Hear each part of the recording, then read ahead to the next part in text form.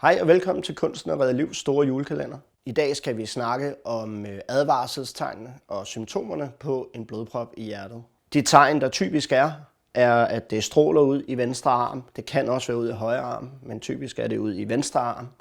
Det er en kildrende fornemmelse i armen. Du vil have stråler op imod kæben, hvor det også vil kilde.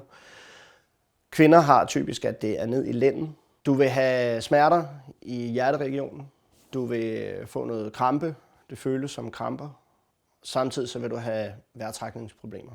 Det florerer på nettet, at ved at hoste kan du undgå for hjertestop. Det er forkert. Ved at hoste belaster du hjertet yderligere og gør det endnu sværere for det at fungere. Det du skal gøre, det er at sætte dig ned. Sæt dig behageligt og lad være med at lægge dig ned, da det også vil belaste hjertet.